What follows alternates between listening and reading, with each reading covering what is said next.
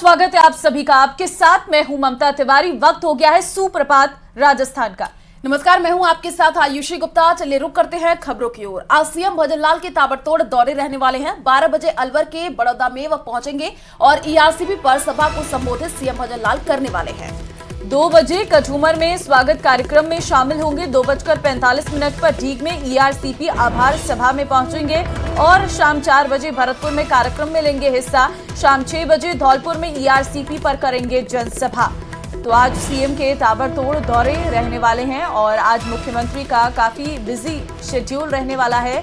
2 बजे कठूमर में स्वागत कार्यक्रम में शामिल। 2:45 पर ढीग में ईआरसीपी आभार सभा में पहुंचेंगे। देखिए, ईआरसीपी की मंजूरी मिलने के बाद अब लगातार सरकार इस मुद्दे को लेकर जनता के बीच पहुंच रही है और जनता को सभा करके ईआरसीपी के बारे में जानकारी दे रही है। सभी को जिम्मेदारियां दी गई है और इसी तरह से मुख्यमंत्री भजनलाल शर्मा भी खुद ताबड़तोड़ दौरे कर रहे हैं। भरतपुर और डीग 2 जगह का दौरा आज सीएम का रहने वाला है, जहां पर ईआरसीपी पर सभा को संबोधित सीएम की ओर से किया जाएगा।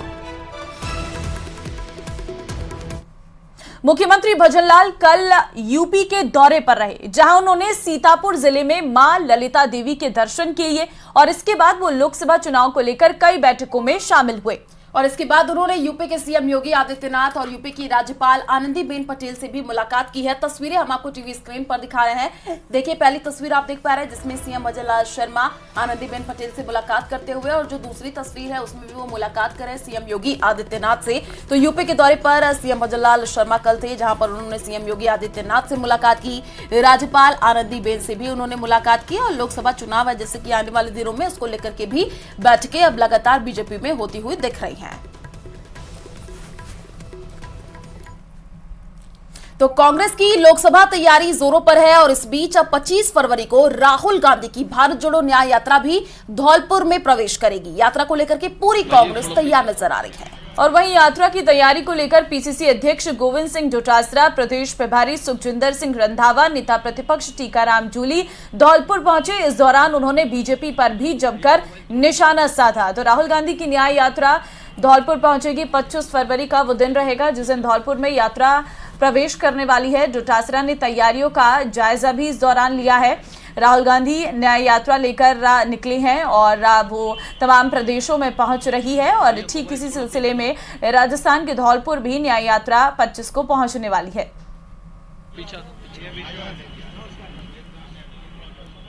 हमारे नेता राहुल गांधी जी जो भारत जोड़ो न्याय यात्रा निकाल रहे हैं उसकी तैयारियों को लेकर के आए हैं। परसों 4:30 बजे राहुल गांधी जी आएंगे। हम जो फ्लैग सेरेमनी है हैंडन ओवर टेकन ओवर उसका कार्यक्रम हम यहाँ करने वाले हैं। और वैसे हर लोकसभा क्षेत्र में हम लोग 5 मुद्दों को लेकर के जा रहे हैं। जो 5 मुद्दे राहुल गांधी जी की भारत जोड़ो न्याय यात्रा के, उसमें युवा है, महिलाएं हैं, श्रमिक है, रोजगार है, भागीदारी है। ये 5 मुद्दे हैं जिसको लेकर के जा रहे हैं।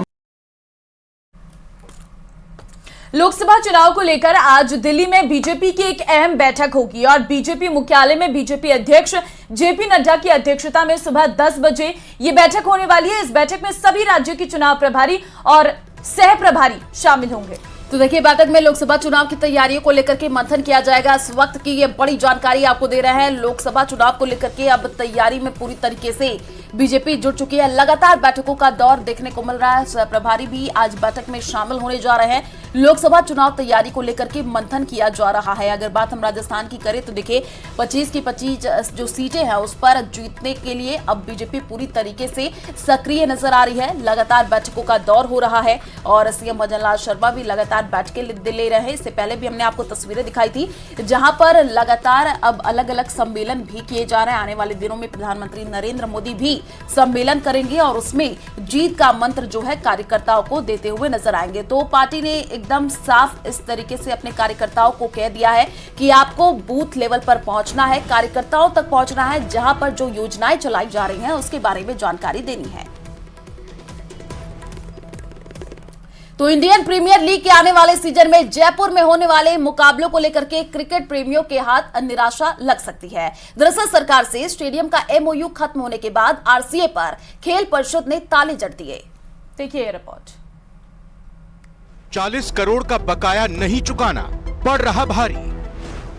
आरसीए से वैभव गहलोत की विदाई की तैयारी। परिस्थिति हुई विकट, आईपीएल पर संकट, ऑफिस पर ताला, स्टेडियम पर कब्जा। जयपुर से आई ये तस्वीरें क्रिकेट प्रेमियों के अरमानों को मिट्टी में मिला रही हैं। खेल परिषद की कार्रवाई से आईपीएल के आयोजन पर संकट के बादल मंडराने लगे हैं। दरअसल जयपुर में आईपीएल से पहले खेल परिषद ने एक्शन लिया। 40 करोड़ रुपए की बकाया राशि का भुगतान नहीं करने के कारण खेल परिषद ने आरसीए के ऑफिस और सवाई मानसिंह स्टेडियम को कब्जे में ले लिया। खेल परिषद की चेतावनी के बाद शुक्रवार को एसएमएस स्टेडियम पर कब्जे की प्रक्रिया शुरू हो गई। सबसे पहले स्टेडियम पर कब्जा लेने के बाद खेल परिषद ने आरसीए के दफ्तर को भी सील कर दिया। आरसीए में ऑफिस से लेकर स्टोर तक पर ताले जड़ दिए। खेल परिषद के सचिव सोहन लाल ने बताया कि आरसीए का एसएमएस स्टेडियम को लेकर किया गया एमओयू खत्म हो गया है, जिसके बाद खेल विभाग से मिले निर्देश के बाद शुक्रवार को एसएमएस स्टेडियम में आरसीए की इस्तेमाल की जा रही बिल्डिंग और स्टेडियम पर कब्जा लिया गया। एमओयू को तहत दी गई थी, उसके तहत कुछ शर्तें थे। इनको निर्धारित राशि जमा करानी थी, प्रत्यक्ष से बिजली कनेक्शन लेना था, इसको ठीक से मेंटेन करना था। इन्होंने किसी भी शर्त का पालन नहीं किया। नहीं तो जो फीस निर्धारित थी, किराया निर्धारित था, वो दिया गया।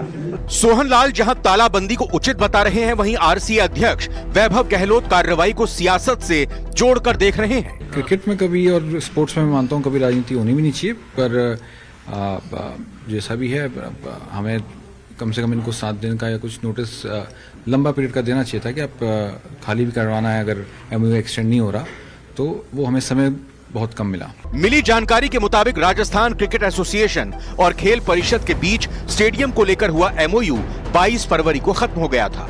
इसके बाद राजस्थान क्रिकेट एसोसिएशन ने खेल परिषद से एमओयू की समय अवधि आगे बढ़ाने की मांग की थी, जिसे खेल परिषद ने दरकिनार कर दिया था।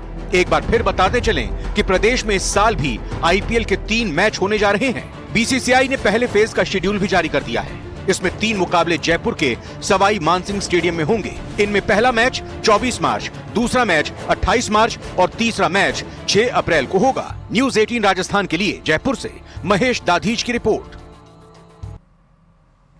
आगे बढ़ते हैं। जयपुर के एसएमएस अस्पताल में मरीज को गलत खून चढ़ाने पर चिकित्सा मंत्री ने बड़ा एक्शन लिया है। और देखिए, जांच रिपोर्ट के आधार पर doctor S K Goyal, in service resident Daulat Ram और नर्सिंग ऑफिसर अशोक वर्मा दोषी पाए गए हैं, जिसके बाद एसके गोयल और दौलत राम को एपीओ किया गया है। वहीं नर्सिंग ऑफिसर अशोक वर्मा को निलंबित तक कर दिया गया है। गौरतलब है कि 11 फरवरी को बांदीकुई के रहने वाले सचिन शर्मा का एक्सीडेंट हुआ था और जिसके बाद उसे अस्पताल में भर्ती कराया गया था, जहां दूसरे ग्रुप का ब्लड युवक को चढ़ा दिया गया, जिससे युवक की तड़प तड़प कर मौत हो गई।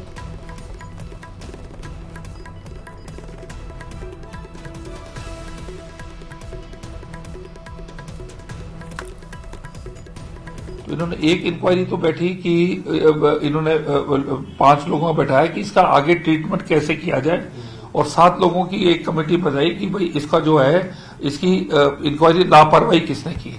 उसमें 3 डॉक्टर सस्पेंड हुए, एक आपका नर्सिंग स्टाफ जो है वो एपीओ है, और एक नर्सिंग स्टाफ जो है आपका सस्पेंड हुआ, और उसकी सिचुएशन खराब होती गई, और उसकी आज सुबह अनफॉर्चुनेटली उसकी डेथ हो गई। उसकी किडनीज फेल हो गई, उसको डायलिसिस बहुत ट्राई हुआ। लापरवाही थी, और एक युवा की और उसकी पूरे फैमिली की जो सिचुएशन जो मतलब उसकी जो हुई, कमाऊ एज का बच्चा आ रहा था, उसके बूढ़े माँ बाप, उनको बहुत भारी ये ट्रेजिक लॉस हुआ, और ये ह्यूमन एरर की वजह से हुआ।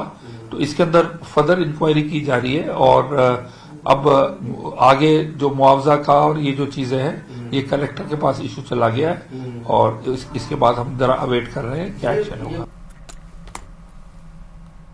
और गलत खून चढ़ाने के मामले में एक्शन के बाद बवाल मचा हुआ है। दोषी डॉक्टर्स और नर्सिंग ऑफिसर पर एक्शन को लेकर के रेजिडेंट्स ने प्रदर्शन किया है। आपको ये भी जानकारी दे दें कि जांच रिपोर्ट के आधार पर ही डॉक्टर्स को एपीओ किया गया है, लेकिन ये प्रदर्शन की भी तस्वीर सामने आई है।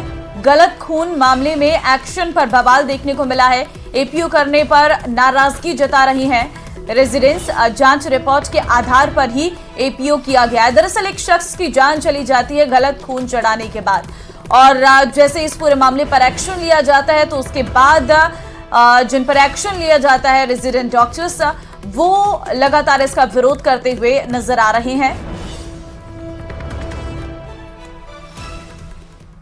तो टोंक के निवाई में मंत्री ने छात्रावास में पकड़ा फर्जीवाड़ा। आपको बता दें कि निवाई के अंबेडकर छात्रावास में फर्जी बच्चे मिले हैं। सामाजिक न्याय एवं अधिकारिता मंत्री के निरीक्षण में यह खुलासा हुआ है। मंत्री अविनाश गहलोत ने दूनी और निवाई में निरीक्षण किया है। छात्रावास अधीक्षक ने 39 बच्चों का रजिस्ट्रेशन दिखाया है। निवाई के छात्रावास में 13 बच्चे मिले हैं, जिनमें से 4 फर्जी हैं, और मंत्री ने छात्रावास अधीक्षक को सस्पेंड करने के निर्देश दिए गए हैं। मंत्री को दूनी के छात्रावास में एक भी बच्चा नहीं मिला। अधीक्षक ने किसी बच्चे के जन्मदिन में जाना बताया। मंत्री ने अपनी गाड़ी भेजकर बच्चों को लाने के निर्देश दिए। अधीक्षक भागचंद जाट 17 बच्चों को लेकर आए। छात्रावास में इससे अधिक बच्चों का रजिस्ट्रेशन है। और अब खबर अलवर के बहरोड से है, जहां पर दिल्ली जयपुर हाईवे 48 पर 10 घंटे जाम लग गया। दोनों साइड 10 किलोमीटर तक लंबा जाम लगा रहा। वाहन चालकों को काफी परेशानी रही। सर्विस लाइन पर ट्रक का एक्सल टूट जाने के बाद ये जाम देखने को मिला। और आपको बता दें कि गलत साइड से वाहनों के आने से ये जाम लगा, और देर रात से जाम खुलवाने के लिए जो प्रशासन है वो लगा रहा। तस्वीर भी हम आपको टीवी स्क्रीन पर दिखा रहे हैं, जिसमें देखिए काफी लंबा ये जाम लग गया। वाहन चालकों को काफी परेशानियों का भी सामना करना पड़ा। दिल्ली जयपुर हाईवे पर ये तस्वीर जो है, वहां पर दोनों साइड 10 किलोमीटर तक जाम देखने को मिला।